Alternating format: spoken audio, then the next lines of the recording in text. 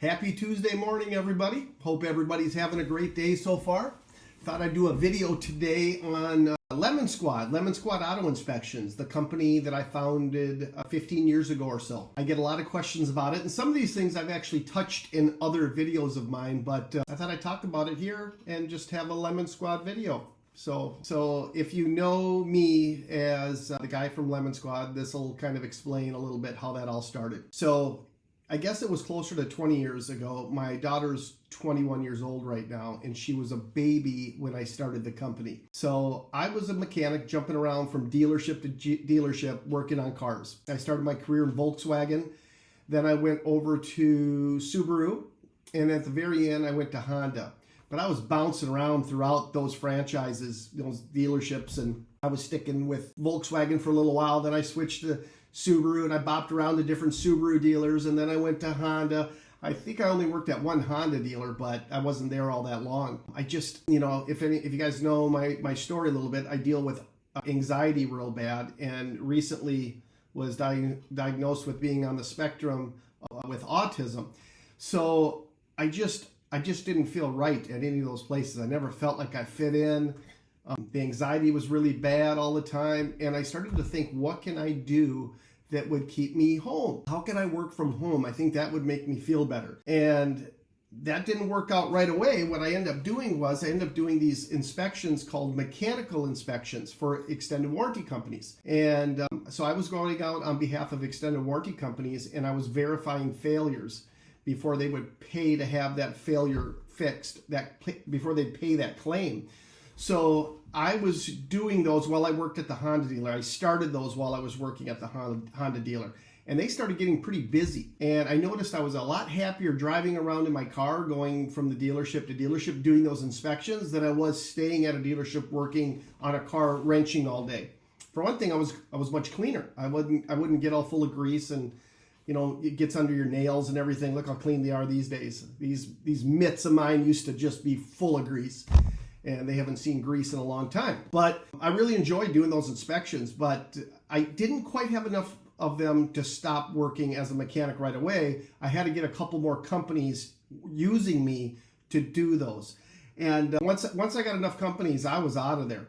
And even though when I quit the dealership, I wasn't as busy as I was before working the dealership and doing inspections. I was maybe half a day busy now. I was still making more money than a full day of being a mechanic. But that scared me at first. I'm like, oh my God, I only worked 4 hours today. That's all the work I had to do those inspections. I did enough inspections, got them done in 4 hours, and I was home for the day. But that like I said, that scared me. Even though I was making more money, I thought, oh my gosh, I still got all this extra time left. What am I going to do if I don't fill that up with more work? Well, it didn't take long, and I filled that up with more work. And I started doing 10, 12 of these inspections a day. So my first year of doing these, I was a mechanic. First of all, mechanics make anywhere from 60, well, not even that, from 40 to 60, 70 average. There's guys that make more and there's guys that make less.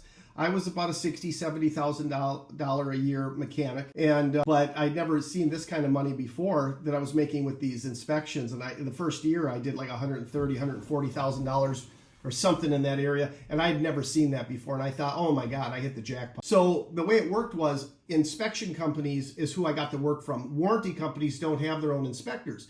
So these inspection companies were built around trying to sign up with as many extended warranty companies as possible, and they would get busier and busier with the more they could sign up. And I would want to sign up with as many inspection companies as I wanted. But there came a point where I thought, you know what? Why am I doing this for all these inspection companies when I could be doing it myself? So the way it worked for me is I worked in Minneapolis, St. Paul, and I was doing inspection for all these companies, and I started getting really busy. I started getting them in Duluth, Minnesota, Rochester, Minnesota, St. Cloud, Minnesota, Fargo, parts of Wisconsin, even Michigan a couple of times.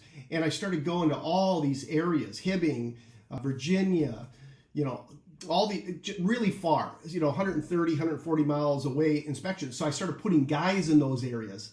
So every time I got one of those jobs, I'd give it to one of those guys. And they weren't full-time inspectors or anything. They were just guys I would use when I had an inspection. They were probably, it's been a lot of years, and I don't remember much about those guys, the early guys. But Most of those guys were probably mechanics during the day, and then they would fit these in for me as needed. And then I was working the Minneapolis-St. Paul area. So I took this area that I was doing inspections in, and I made it this area for myself and put guys in those further areas. So all of a sudden I thought, you know what, now's the time to get the work from the warranty companies and cut out the middleman, the inspection companies. And it happened really fast.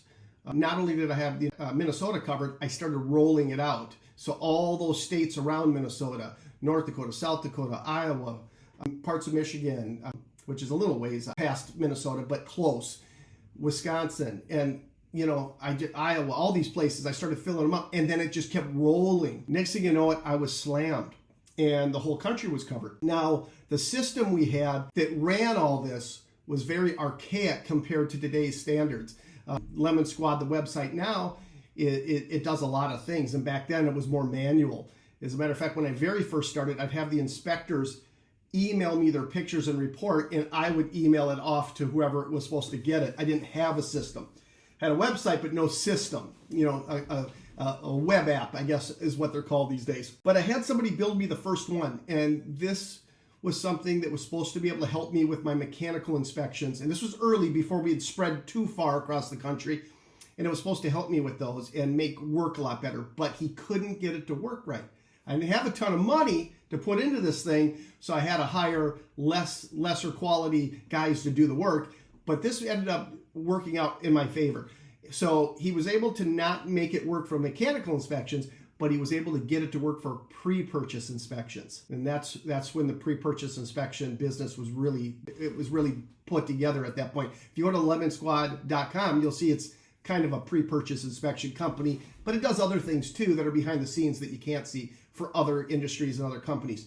But he couldn't get the mechanical side to work, what I'd been doing this whole time, but he got the pre-purchase side to work. So I thought I'd try my hand at pre-purchase inspections. And next thing you know it, I was busy and the money started flowing in with those. They also cost a lot of money to get because I had to pay for advertising.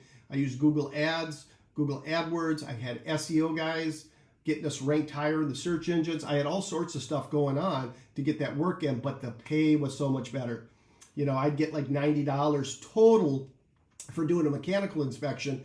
And then I had to pay the inspector out of that 90. Well, now I'm getting 150, 160 and upwards to 300 to do an inspection. And I'm paying the inspector, his cut, and my cut was much more, which it needed to be. I had a lot more overhead, and I started having to hire employees. So that's where Lemon Squad really was born. Lemon Squad was originally called Auto Nerds. Auto Nerds was the name I came up with, and we got shut down pretty quickly because there was a company called Auto Nerds in Seattle, Washington that had their lawyer call us to tell us to stop using their name. And a guy that was doing some website work for me said, "What do you think of the name Lemon Squad?" And I didn't really care for it, to be honest. It didn't fit me. But I couldn't think of anything better either. And in hindsight, it was an amazing name, and it worked out really well. So that's when we became Lemon Squad. And Lemon Squad blew up, and it turned into a very large company, and it got into all the different states, not just the lower 48, but Canada, Alaska, Hawaii, and into Canada as well. Puerto Rico, Guam. It really blew up. And when people think of Hawaii, unless you've been there, it's not one island. It's a whole bunch of islands out there, and I had to get guys in every one of those islands. Hawaii was trickier than some areas, but it paid off to go through the legwork of doing that. So I started all this in a one-bedroom apartment, and my daughter was in the bedroom, and I stayed on a futon in the living room with my wife. So money wasn't amazing when we started this business. I came from a blue-collar type family. As a matter of fact, when I was brought up, I was raised for the most part without a dad, and my mom was on welfare. So I started my life eating blocks of cheese from the state, and we couldn't afford milk, so we got powdered milk. And I would drink powder milk, and we'd mix it with water, and we have a jug of milk in the fridge. And looking back on it, it was horrible, but that's what we had, and we made it work. But this business took off, and my family, nobody in my family has a lot of money. As far out as I can think of, the extended family, nobody does. They're all blue-collar workers. So I was able to do something a little different than they did, And there's nothing wrong with being a blue-collar worker. I have the most respect for that, but I did something a little different than what my family normally does. I started a company, and there's a lot of luck involved, and it got big. I had a great idea, and it was a lot of luck. A lot of guys have great ideas, and those it just doesn't work out for whatever reason. A lot of luck, but a lot of hard work too. You know, in the beginning days, it was just me. I was doing inspections, I was uploading reports, I was reviewing reports, and I'd be out and running around all day in the car doing those inspections, then up all night doing all the paperwork stuff. But it's afforded me a really great lifestyle, and I'm really happy I did it. And I sold it 3 years ago, almost 4 years ago. I stayed on as a consultant basically for 3 years, 3.5 years. And I left Lemon Squad a few months back. I'm still in a non-compete, so I can't start another business, but I feel good. I feel young, and I think I got something else in me. I think I'm going to start up another business. And I've made preparations to do that. So any of you Lemon Squad people out there that customers, whatever, know me, I'm coming back. I'm not trying to take business from Lemon Squad, but I'm going to come back with a new company. And, maybe we'll see anybody out there, during when that business pops up. But I have to wait for my non-compete to come up. And I can't solicit any customers or anything, and I'm not going to. So, but you might see me out there in the industry again real soon. I'm excited, and I'm raring to go with that. So anyway, that's Lemon Squad. That's what it was. That's how it started, and it's been great. It's been great. It was a great ride. I'm glad it's over. I'm glad to not be with that company anymore after being in that position for as long as I was with Lemon Squad. It's nice to have a break, and things change when you sell a company, and sometimes they're for the best, and sometimes you don't agree with some things, and it's just, I'm really happy to not be there. I sleep a lot better, but I also learned a lot, and I think I can make a hell of a new company. So that's going to be my plan. But anyway, that's Lemon Squad, guys. I hope everybody's well, and I have another video coming out tomorrow as well. So you guys all take care and wait for that video. It's coming out. Please subscribe if you haven't already. Hit the notification button. And send me some messages, comment on these videos, even if you think they suck. Tell me that, so I know what I should do to change them to make them better.